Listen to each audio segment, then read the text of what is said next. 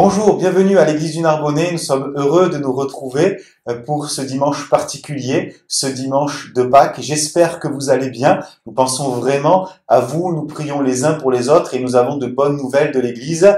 Voilà, d'une manière générale, tout le monde va bien et c'est encourageant.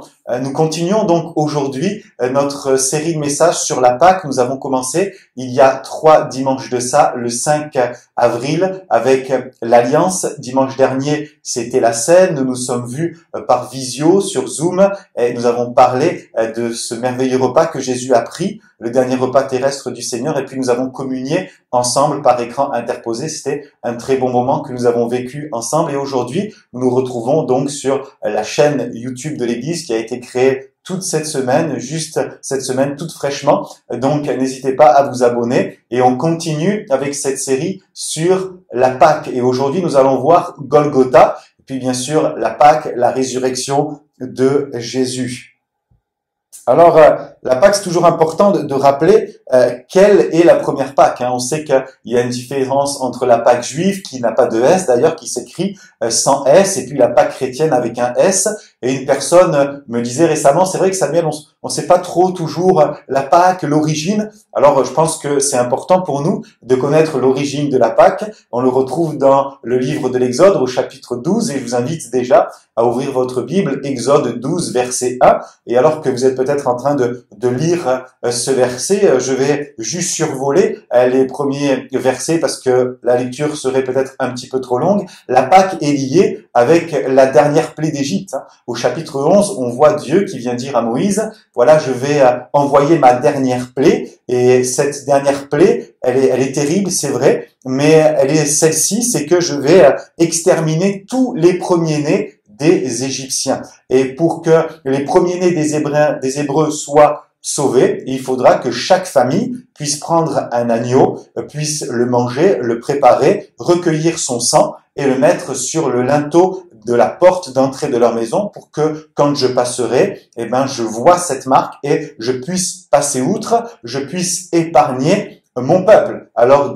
Moïse va donner ses ordonnances au peuple et le peuple va s'exécuter. C'est la première Pâque. Il est dit au verset 11 du chapitre 12, quand vous le mangerez, donc l'agneau, vous aurez vos reins sains, vos souliers aux pieds et votre bâton à la main et vous le mangerez à la hâte. C'est la Pâque de l'Éternel. Et on peut imaginer des familles, moi je les imagine presque debout, prêts à partir parce que le lendemain, ils vont sortir de 400 ans d'esclavage, de 4 siècles d'esclavage. On imagine qu'il y a une excitation, une envie de vivre cette liberté. Ils sont prêts, ils se préparent. C'est la Pâque de l'Éternel. Voici la toute première Pâque de l'histoire de l'humanité. Pâque, c'est Pessah en hébreu, ce qui veut dire donc passer outre, épargner. C'est ce que Dieu va faire, il va protéger son peuple. C'est la fête des Hazim, la fête des pains sans levain, la fête du pèlerinage. Il y a 3 grandes fêtes de pèlerinage dans la religion juive et à l'occasion de ces fêtes de pèlerinage, c'était l'occasion pour les Juifs de se rassembler, de venir tous au temple. Et Pâques, c'est même la fête la plus importante pour un Juif. C'est une fête qui dure 8 jours. C'est une fête très joyeuse. Elle est considérée comme la plus importante. Il y a beaucoup de règles traditionnelles lors du repas de Pâques que je pourrais pas énumérer ce matin, ce serait bien sûr trop long. Il y a toute cette signification spirituelle, la sortie, le fait d'être libéré de l'esclavage, et pour nous, bien sûr, ces significations spirituelles sont tout aussi importantes. Et puis aussi, il y a une signification agricole, parce que Dieu fait bien les choses. Remarquez que Pâques, c'est pas en hiver, Pâques, c'est au printemps, donc il y a le renouveau de la nature, le renouveau du printemps, et dès le 2e jour de la fête de Pâques, on apporte donc les prémices au temple pour adorer et pour célébrer Dieu. J'aimerais maintenant que nous puissions donc aller un petit peu plus loin et passer de l'agneau pascal que nous retrouvons dans l'Ancien Testament à Golgotha, à Jésus-Christ. Golgotha, c'est le lieu du crâne.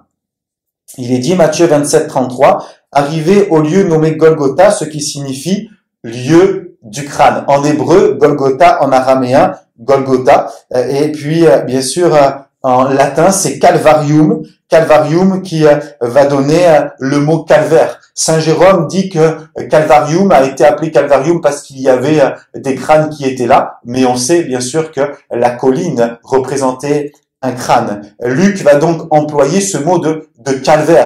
À la base, c'est juste un mot qui signifie la boîte crânienne de l'humain, mais ça va donner ce mot calvaire. Et avant Golgotha, il y a Gethsémané. Gethsémané. Nous avons vu dimanche dernier le repas, aujourd'hui Golgotha, et entre le repas et Golgotha, il y a le jardin de douleur, où Jésus va aller avec ses disciples comme un besoin de prendre des forces avec son Père, comme un besoin d'une dernière intimité avec son Père. Il est là et il demande à ses disciples de le soutenir, et puis ils n'ont même pas la force de le soutenir, et ils sont appesantis par le sommeil, ils sont fatigués, ils viennent peut-être de manger un bon repas, ils sont dans une phase de digestion, ils ont chanté des cantiques. Jésus, lui, avance tout seul, il se jette à terre, il prie, puis il revient, il les retrouve endormis, et c'est comme s'il leur dit pour eux-mêmes, mais priez afin de ne pas tomber en tentation. Hein. L'esprit est bien disposé, vous connaissez ces versets, mais la chair est faible. Et puis à nouveau, les disciples vont encore s'endormir, et Dieu va envoyer un ange pour soutenir son fils Jésus qui vit ce moment d'angoisse, des grumeaux de sang qui sortent de son front, la sueur qui est là, et l'histoire des hommes nous rappelle que les hommes qui allaient à la guillotine aussi vivaient ça. Il y avait des grumeaux de sang qui tombaient tellement l'angoisse était là, et Jésus a vécu cette angoisse. Il savait qu'il marchait vers Golgotha, il savait qu'il y avait cette étape supplémentaire où il allait vivre la crucifixion, la mort, et c'était difficile pour lui. J'aimerais vous encourager à continuer à prier, au même titre que Jésus a encouragé ses disciples à prier. On entend beaucoup d'appels à la prière, aux jeûnes et prières, des chaînes de prière, et c'est bien, je crois qu'il nous faut prier, que l'esprit est bien disposé, la chair est faible, et dans ces moments que nous vivons, particuliers que notre monde traverse, continuons à prier. Alors le mot calvaire, aujourd'hui, a une définition différente, succession d'épreuves, difficile et de souffrance. Peut-être que vous vivez l'épreuve. Peut-être que le confinement, pour vous, c'est l'épreuve. C'est compliqué au niveau financier, au niveau de la gestion de la maison. Tout le monde est à la maison. C'est difficile. On a envie de sortir, de vivre une vie normale. On se sent comme enfermé. Il y a une succession d'épreuves qui est là. Considérez aussi la succession d'épreuves de Jésus à partir de Gethsémané quand on vient pour l'arrêter. La trahison de Judas, l'abandon des disciples, le reniement de Pierre. Il a entendu Pierre le renier. Il nous a dit que son regard va croiser celui de Pierre. L'accusation, la moquerie, la honte, les coups. On va lui arracher la barbe, on va lui mettre des coups de poing, on va lui cracher dessus, on va lui mettre cette couronne d'épines, on va le huer, le calomnier. On va bien sûr le flageller, le dos ensanglanté. Ensuite, il va devoir porter sa croix tellement qu'il n'y arrive pas. Simon de Cyrène vient pour l'aider, le cri de la foule. Eux qui, quelques jours auparavant, l'acclamaient. Maintenant, voilà qu'il insulte, une pression terrible, qu'il a une succession d'épreuves. Synonyme de calvaire nous renvoie à affliction, même à chemin de calvaire, à supplice. Golgotha. Comment parler de Golgotha sans parler de la croix? Alors bien sûr que le lieu Golgotha aujourd'hui, si vous allez à Jérusalem, on vous dira certainement que c'est peut-être pas le lieu où Jésus a été crucifié parce que la ville a été rasée, mais qu'importe. Plus important, c'est ce qui s'est passé à Golgotha et ce qu'il y avait. Il y avait ce jour-là 3 croix. La croix, symbole du monde chrétien, qui a peut-être un pouvoir pour certains, qui est un objet sacré pour d'autres. En tout cas, c'est cet instrument de torture, cet objet de mort qui a été inventé d'abord par les Perses pour la peine capitale, et le génie romain va bien sûr réinventer ce mode de mise à mort, comme quoi le génie romain aussi était ingénieux pour tout ce qui était douloureux. Des milliers de croix furent dressées dans le monde antique. Il nous est dit qu'Alexandre le Grand va crucifier plus de 2000 Tyriens. On crucifiait des esclaves, des ennemis de guerre, et aussi les pires criminels. En l'an 7, également, Rome va mater une rébellion en Israël en crucifiant plus de 2000 rebelles juifs, les zélotes, quelque chose de terrible que va vivre le peuple juif. La croix, bien sûr, n'est pas à vénérer, même si on a de l'intérêt pour cet objet, on le porte autour de notre cou, on peut la voir dans une église, on peut la voir à la maison. La croix, bien sûr, elle a une valeur, c'est le symbole du monde chrétien, mais nous ne vénérons pas l'objet, mais bien plus l'œuvre de la croix, l'œuvre de Jésus à la croix. Et l'œuvre de Jésus à la croix nous renvoie à un mot que j'aimerais développer avec vous, qui va nous amener sur d'autres mots ce matin. C'est commencer par le mot expiation. expiation. Un des théologiens que j'apprécie beaucoup a résumé l'expiation en disant ceci: l'œuvre de Jésus qui nous donne le salut. Cet homme ne va pas limiter l'expiation à juste la croix, mais à l'œuvre générale de Christ. Alors la définition du dictionnaire de l'expiation, c'est souffrance imposée ou acceptée d'une faute et considérée comme un remède de purification. Notez que chaque religion a son moyen de purification, son moyen d'expiation. Pour certains, ça va être la privation de nourriture, la privation de sommeil, peut-être faire un chemin de pèlerinage, partir en pèlerinage pour se purifier. Cette notion d'être accepté de Dieu, de souffrir nous-mêmes pour être accepté de Dieu, pour être lavé. Mais tandis que le christianisme, c'est différent, c'est Jésus qui expie nos fautes. C'est Jésus qui prend nos fautes et qui les expie. Et ça, c'est merveilleux. On le retrouve nulle part dans aucune des religions, si ce n'est dans ce que Jésus a dit. Psaume 32, 1, il est dit: heureux celui à qui la transgression est remise, à qui le péché est pardonné. Heureux l'homme à qui l'Éternel n'impute pas son péché. Dieu n'impute pas son péché au travers de Jésus. Expier, c'est kafar en hébreu, qui veut dire couvrir. Et on se rappelle d'Adam et Ève dans le jardin d'Éden, alors qu'ils vont désobéir, transgresser l'ordre de Dieu. Dieu va prendre un animal, ou même plusieurs, va confectionner des habits de peau, parce qu'ils se voyaient nus, ils se savaient coupables, ils se sont vus nus, désobéissant à Dieu. Dieu va les couvrir avec cet animal. Là aussi, c'est une préfiguration de Christ. Alors, Lévitique 5.11 nous rappelle également ce qu'il fallait offrir dans la première alliance pour pouvoir être expié, pour que nos fautes puissent être enlevées. Qu'est-ce qu'il fallait faire? Il fallait offrir un animal ou un épha de farine, 2 pigeons ou un épha de farine, vous lirez ça. Sans effusion de sang, nous dit Hébreux 9.22, il n'y a pas de pardon. Il fallait que le sang coule pour que l'expiation puisse être agréée. Et bien sûr que là, nous retrouvons Jésus, l'agneau immolé. Vous avez peut-être déjà entendu des chants ou des expressions: Jésus, c'est l'agneau immolé. Et s'il n'y a pas d'explication, on comprend pas ce que ça veut dire. Ben, ça fait de suite référence à la première Pâque de l'histoire. Quand l'agneau a été mangé par chaque famille hébreu et que son sang a été mis sur le linteau des portes pour protéger, pour que le premier-né ne meure pas, de la même manière, Jésus, son sang est versé pour que nous ne mourions pas. C'est ce que ça veut dire. Jésus, l'agneau immolé, le sang qui enlève, qui expie nos fautes. Le sang a une symbolique très forte. Le sang, c'est la vie. Le sang, c'est l'âme. Et pour Jésus, le sang, c'est le don de soi. Et c'est l'alliance qu'il va faire au travers du Saint Repas. Jésus nous a couverts. Il a endossé nos erreurs. Il a pris nos péchés. L'expiation de Christ renvoie bien sûr à prendre la place d'eux. Prendre la place d'eux. Il a pris notre place. On peut imaginer des choses qui sont produites dans l'histoire de l'homme. Le papa, la maman d'une famille qui va se sacrifier pour sa famille. Il va prendre la place d'eux. Ça s'est déjà vu. Jésus a fait ça. Il a pris notre place. Romains 5.6 nous dit: car lorsque nous étions encore sans force, Christ, au temps marqué, est mort pour des impies. À peine mourrait-on pour un juste. Quelqu'un peut-être mourrait-il pour un homme de bien. Mais Dieu prouve son amour envers nous, en ce que lorsque nous étions encore des pécheurs, Christ est mort pour nous.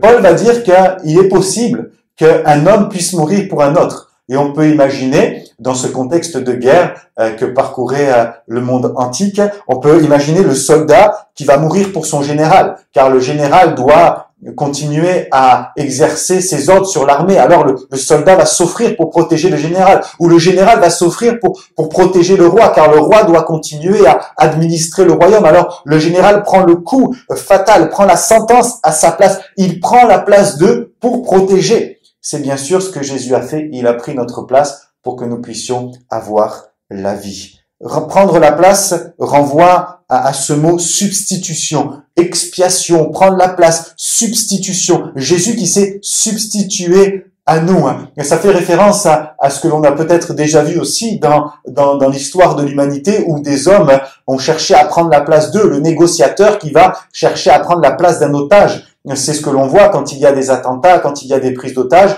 et c'est ce qu'a fait Arnaud Beltrame, rappelez-vous, le 24 mars 2018, non loin de Carcassonne. Les journaux, je relisais ça récemment, disent qu'il s'est substitué à un otage.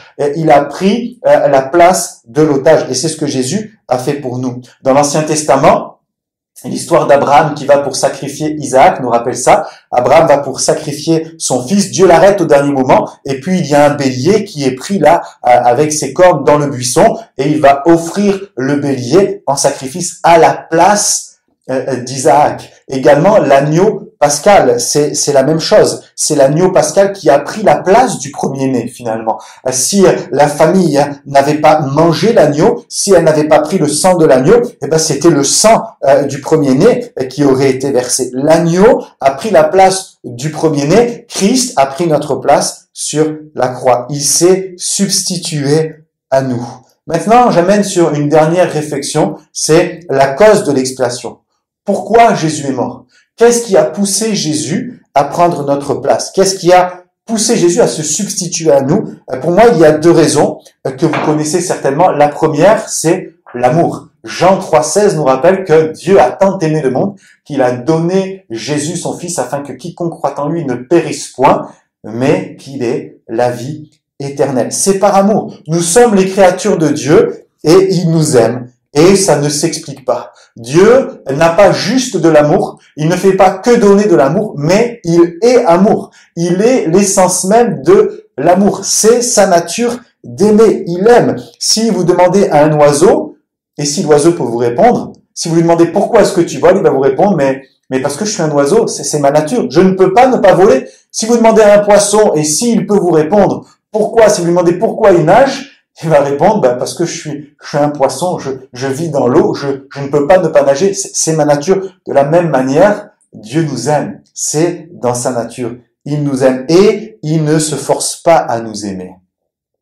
Il ne s'oblige pas à nous aimer. Il ne se motive pas chaque matin pour t'aimer, mon ami. Je ne sais pas, peut-être que tu as vécu un manque d'amour sur cette terre. Mais j'aimerais te dire que Dieu t'aime. Il t'aime et ça ne s'explique pas. Il t'aime parce que c'est sa nature. Il aime, il aime. Il y a cette anecdote qui m'a marqué il y a des années de ça, une anecdote rapportée qui a peut-être été aussi romancée par la suite, je ne sais pas, mais la base est certainement vraie. C'était dans un orphelinat. Il y avait un enfant qui était terrible, qui était tellement perturbé. On comprend aussi quand on est dans un orphelinat, c'est pas évident. Et cet enfant qui était devenu méchant, la seule manière qu'il avait d'extérioriser sa colère, c'était d'être méchant à son tour. Il était terrible avec ses camarades, terrible avec les personnes qui avaient sa garde, avec les personnes qui étaient là, les enseignants. Et puis il y avait une dame qui travaillait dans un orphelinat. Elle va commencer à manifester de la bienveillance, de l'intérêt. Elle va manifester de l'amour à cet enfant. Elle va comprendre sa douleur et cet enfant va voir ça. Et plus il va voir que cette femme l'aimait, plus il va être méchant avec elle, plus il va être vicieux avec elle. Et elle va continuer à l'aimer à tel point qu'un jour cet enfant va lui dire mais pourquoi tu m'aimes? Pourquoi tu m'aimes? Je fais tout pour que tu puisses pas m'aimer. Je fais tout pour être détestable. Et toi, tu m'aimes. Et cette femme va répondre. Alors, l'histoire rapporte que c'est une chrétienne, bien sûr. Mais même si c'était pas une chrétienne, cette femme va dire, mais je t'aime. Et puis c'est tout. Je t'aime et puis c'est tout. Je t'aime sans condition. Je t'aime parce que je t'aime. Et Jésus pourrait nous dire, je t'aime parce que je t'aime. C'est l'image de cette maman qui aime ses enfants, tout simplement parce que c'est la maman, parce qu'elle les a engendrés. Et la Bible va même nous dire que si nos parents peuvent nous abandonner, si nos parents peuvent nous montrer un amour différent, peut-être parfois dans des familles, vous savez, il y a comme des préférences qui sont là. Dieu, lui, nous aime d'un amour éternel. Regardez ce que David dit dans le psaume 27 au verset 10, il dit « Si mon père et ma mère m'abandonnent, mais l'Éternel me recueillera. » David est là en train de composer un chant, et il inclut dans son chant, c'est pas très sympa pour ses parents, mais bon, peut-être que c'était la vérité. « Mon père et ma mère m'abandonnent, mais l'Éternel me recueillera. » Ou peut-être que c'est un conditionnel. Si ton père ou ta mère t'abandonne, sache que l'Éternel te recueillera. Ésaïe 49,15 nous rappelle aussi que si elle t'oublierait, en parlant de la maman, quand elle t'oublierait, moi, je ne t'oublierai point. Dieu nous aime. Et la cause de l'amour de Dieu envers nous, c'est merveilleux. Et bien sûr que ici-bas, dans notre vie sociale aujourd'hui, dans notre monde moderne, l'amour a bien souvent une condition. Alors bien sûr, il y a plusieurs types d'amour. Certains diront moi j'aime à condition que ça me dérange pas. Moi je t'aime bien, mais si tu m'en demandes pas trop. Je me rappelle de ce collègue qui tous les matins me disait salut, ça va Samuel? Je disais oui, ça va, et toi? Il disait si toi ça va, moi ça va. Si ça va pas, chacun ses problèmes. Je t'aime à condition que ça me dérange pas. Un amour avec de l'intérêt. Moi d'abord et les autres après. Alors c'est vrai qu'on assiste aujourd'hui dans ce temps de crise que nous vivons à des élans de générosité, des élans de solidarité, des élans même d'honneur. Hein. Tous les soirs à 20h, on applaudit nos soignants, et j'aimerais vous dire que on applaudit, mais on prie surtout pour vous chaque jour, pour les soignants de Narbonne, pour la Nouvelle et ses environs, mais également tous les soignants qui sont au front, qui décident de mettre même leur vie en péril, leur famille, qui ont fait ce vœu d'aider, de soigner. On prie pour vous, pour que Dieu puisse vous garder, bien sûr. Mais s'il y a des élans de générosité, de solidarité, d'honneur, il y a aussi des élans d'égoïsme, où c'est d'abord moi et après les autres. D'abord ma famille et ensuite les autres. On peut comprendre ça, mais n'oublions pas que l'homme aussi, même s'il peut être généreux, solidaire, rendre l'honneur, mais il est aussi égoïste. J'aimerais dire que Dieu, lui, n'a rien à gagner. Si parfois l'amour que nous manifestons, c'est un amour avec intérêt, lui, Dieu n'a rien à gagner. Il n'était même pas obligé d'envoyer Jésus. Dieu a établi des lois, suivant sa sagesse, suivant sa justice, et l'homme a enfreint ses lois. Et à partir de là, il aurait juste pu dire, l'homme a enfreint mes lois, ce qui arrive, c'est punition. Il n'avait qu'à pas enfreindre mes lois, mais Dieu choisit de dire, tu as commis une faute, je prends ta faute, je t'aime tellement, je ne veux pas que ce soit toi qui payes ta faute, car il t'est impossible de te racheter, sinon il faut que tu meurs, et je t'aime, je ne veux pas que tu meurs, alors c'est moi qui vais donner mon fils pour que tu ne meurs pas. L'amour de Dieu est tellement puissant. Et il y a sur le mont Golgotha une scène tellement mémorable, merveilleuse, où il est question du brigand sur la croix. Jésus a été crucifié entre deux brigands, l'un à sa droite, l'autre à sa gauche, et lui au milieu. Et puis il y en a un qui se moque de Jésus, qui lui dit, mais si tu es fils de Dieu, sauve-toi toi-même. T'as qu'à te sauver, tu es fils de Dieu, t'as tout pouvoir, et sauve-nous par la même occasion. Mais l'autre brigand qui entend ça lui dit, mais est-ce que tu comprends pas que nous, on mérite ce qu'on a reçu. On a choisi la voie du crime. On savait qu'un jour on allait finir comme ça. Mais lui, il n'a rien fait pour ça. Lui, il est saint. Lui, il est pur. Lui, c'est un prophète. C'est Jésus. Et il va dire à Jésus, souviens-toi de moi. Cet homme va parler du souvenir. Peut-être qu'il est en train de se dire, le souvenir que je vais laisser sur cette terre, c'est celui d'un homme qui a enfreint les lois, qui était peu fréquentable, peu recommandable. Il fallait pas croiser son chemin. Mon nom va être oublié, ou mon nom va être sali à jamais. Alors il va parler du souvenir. Il dira à Jésus, souviens-toi de moi quand tu viendras, plus tard quand tu viendras. Il sait pas quand Jésus va venir, mais il dit, souviens-toi de moi. Et Jésus va lui répondre, aujourd'hui. J'aimerais dire que peut-être derrière l'écran, il y a des personnes qui se souviennent aujourd'hui de Jésus, qui l'ont laissé peut-être pour un temps, pour diverses raisons qui sont les leurs. Ils ont abandonné peut-être Jésus pour un temps, ils ont arrêté de le suivre, arrêté de venir à l'église. Mais si dans votre cœur, il y a cette volonté de dire, Seigneur, souviens-toi. Souviens-toi de moi. J'aimerais vous dire que Jésus, lui, vous répond aussi de la même manière aujourd'hui. Si tu ouvres ton cœur aujourd'hui, Christ répond également par aujourd'hui. J'aimerais vous dire que l'Église est toujours prête à accueillir. On ressent et on sait que quand on s'éloigne, ce sentiment de culpabilité, on a du mal à revenir, mais c'est le bon moyen pour revenir. Et de la même manière que Christ a les bras ouverts, l'Église a les bras ouverts. Aujourd'hui, les portes sont fermées, mais elles vont réouvrir. Et quand elles seront ouvertes, on sera heureux de vous accueillir, quelles que soient les raisons pour lesquelles vous ayez arrêté de fréquenter l'Église, arrêté de suivre Jésus. Si vous dites à Jésus, souviens-toi, il vous répond aujourd'hui. Remarquez que Jésus ne connaît même pas cet homme. Il sait même pas s'il a fait quelque chose de bien dans sa vie. Cet homme n'a même pas l'occasion de montrer qu'il est capable de changer de voie, changer de chemin. Et Jésus lui dit, aujourd'hui, tu seras avec moi dans le paradis. Remarquez que Jésus, agonisant sur la croix, alors qu'il manque de souffle, peut-être qu'il sent même plus son corps, tellement il y a des douleurs qui sont là, son dos est lacéré, et son dos frotte sur le bois de la croix, c'est terrible, il vit le calvaire, il souffre à l'extrême, mais même là, il a la capacité, l'amour de lire dans le cœur de cet homme et de lui dire, aujourd'hui, tu seras avec moi. L'amour de Dieu nous dépasse. Notez ceci, et ce n'est pas parce que l'amour de Dieu nous dépasse que nous avons du mal à le comprendre qu'il ne faut pour nous pas l'accepter. Nous devons l'accepter, même si tu le comprends pas. Notez qu'il y a des choses qu'on comprend pas sur cette terre. Comment un avion, des milliers de tonnes peuvent se déplacer comme ça dans les airs et voler comme un oiseau? C'est pas possible. Comment, en prenant un petit cachet, ces molécules vont agir dans notre organisme et nous guérir? Il y a des choses que l'on ne comprend pas, des choses qui nous échappent. Et c'est pas parce que tu ne comprends pas l'amour de Jésus, que tu ne comprends pas l'amour de Dieu, qu'il te faut le rejeter. Accepte-le simplement. La première raison, donc, c'est l'amour, et la deuxième, c'est la justice. C'est la justice de Dieu.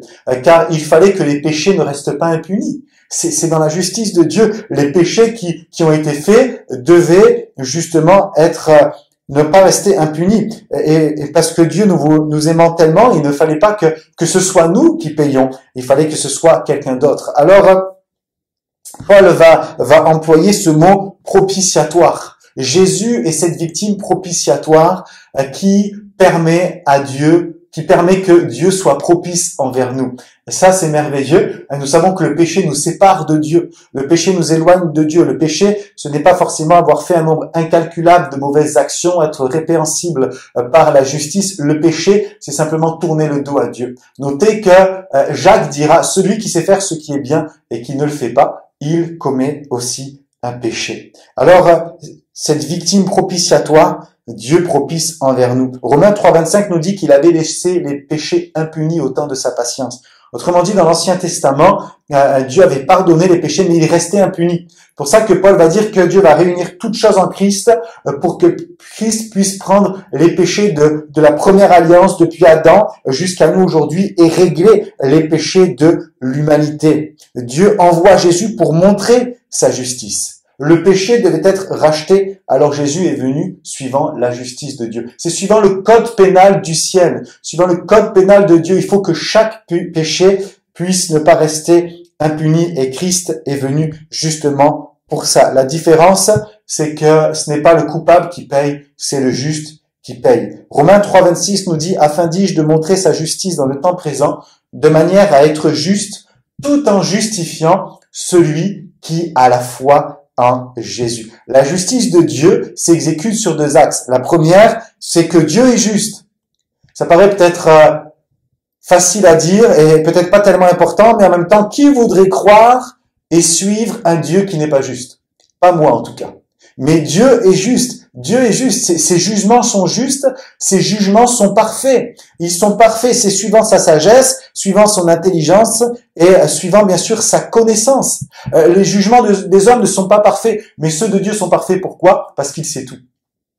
Et parce qu'il sait tout, il peut prononcer les jugements les plus parfaits. Imaginez dans un procès humain que le juge ait la connaissance de toute la vérité de l'affaire. Il connaît toute l'histoire, il sait qui est le coupable, il sait comment le coupable a agi, il sait qui est innocent, il sait tout. Forcément, parce qu'il a la connaissance de tout, alors il va pouvoir prononcer le jugement le plus parfait possible, parce qu'il sait tout. C'est ce pourquoi il y a des procès, parce qu'on ne sait pas justement, on cherche à faire émerger la vérité. Mais si le juge sait, alors forcément, il va rendre le meilleur jugement. Dieu sait tout, c'est ce pourquoi son jugement est parfait. Et ça nous rassure. Parce que peut-être que tu vis l'injustice, tu comprends pas pourquoi tu es au chômage technique, pourquoi l'État prend de telles mesures, pourquoi c'est compliqué, et on a l'impression peut-être de vivre cette injustice, mais Dieu, lui, est le juste juge. Il est le juge parfait et il justifie le juste. Et si tu es déclaré juste, alors ça, c'est merveilleux. Alors, qui va justifier, justement? Est-ce qu'il va justifier l'homme bon, la femme vertueuse, l'homme qui a des talents, des capacités, qui est gentil, qui est aimable?